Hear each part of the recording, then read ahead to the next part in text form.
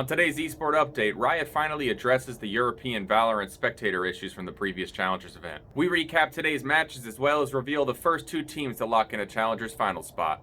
And is Cloud9 back in North America? Let's jump right into it.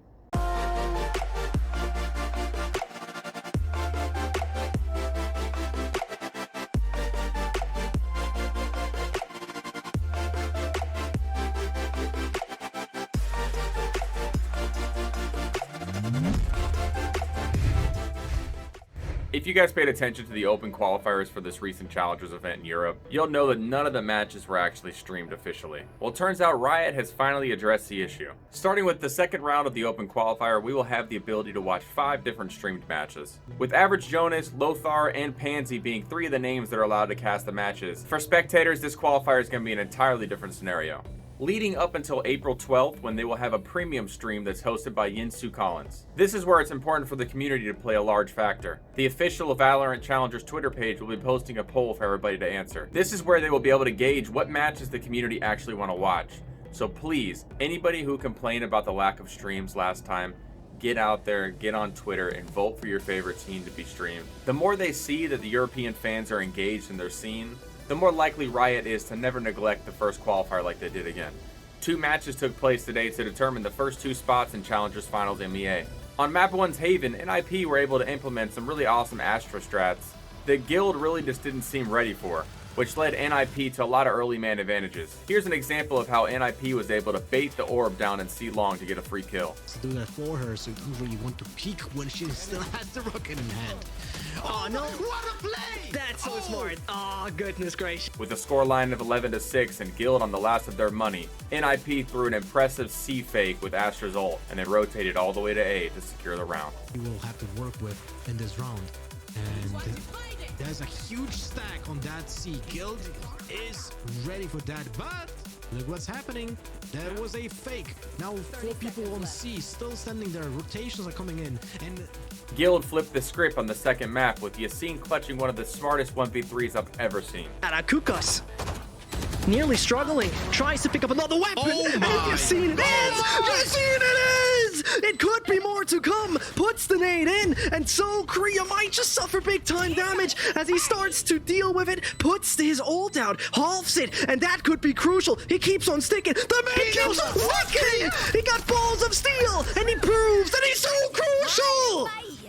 With Guild managing to win the map 13-5, Yacine still netted himself 30 kills on Bind. Guild started out with an early lead on Split as NIP started to claw their way back into the match. That was until Yacine showed up again. Is jumping around, but it is a diffuse once more coming in, and look at that pack. It is putting him back. It is forcing him to start again. And here is the ult. I have a little bit of a deja vu coming back, but not happening again. It is Yacine. The clutch minister is... Guild went on to finish the map 13-10 and take the series 2-1, marking themselves as the first official team in the Challengers Finals Europe. I've watched at least 100 professional Valor matches, and I can't remember a single time I've seen a Raze use her ult to fake a sound cue on a defuse. Yacine has got to be one of the smartest and best Razes in the entire world, hands down.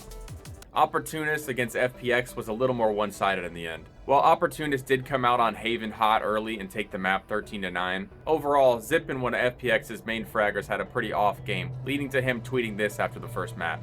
And he wasn't wrong, because on the second map, he completely turned up to a whole new level. Zippin ended up putting 25 kills together on Split, and capped off the map win with a 3K. that's the showstopper combination. Oh no. Oh, he's being caught.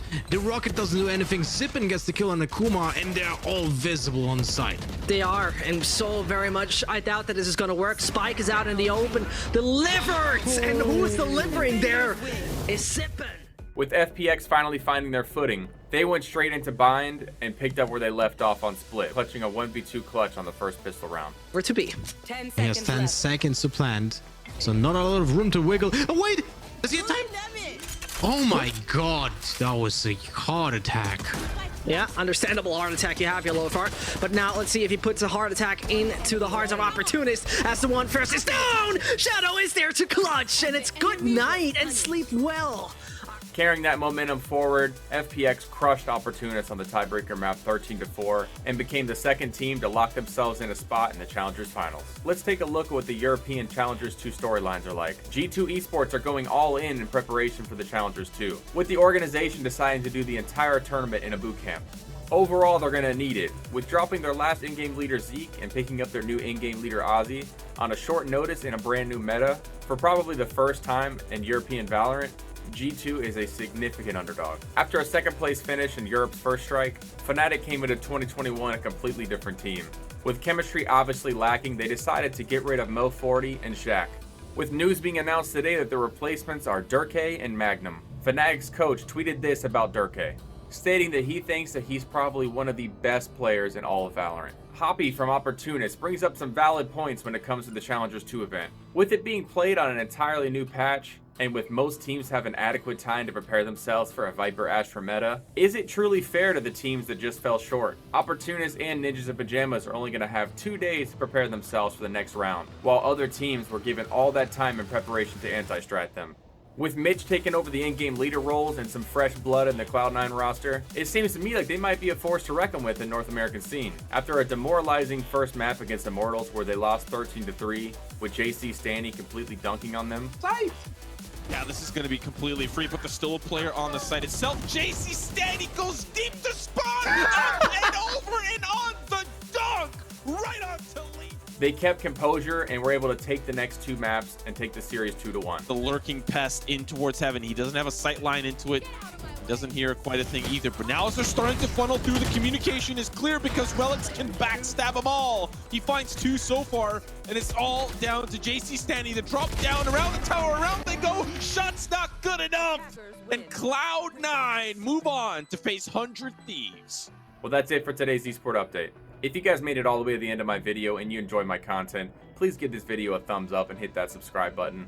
Every time one of you guys likes and comments on my video, it tells the YouTube algorithm that people with similar search histories to yourself may also like my content. Not only does it bring esports awareness, but it also helps my channel grow in the process. Once again, leave your feedback in the comment section below and I will definitely respond to it. As always, my name is Jared, and I'll see you guys next time. Thickest meat grinder possible. You've got all kinds of utils, and as aforementioned Bucky just early B push with it all to do here on a set, man. My gosh, JC Stanny with 4 looking for the ace and the statement's made. JC Stanny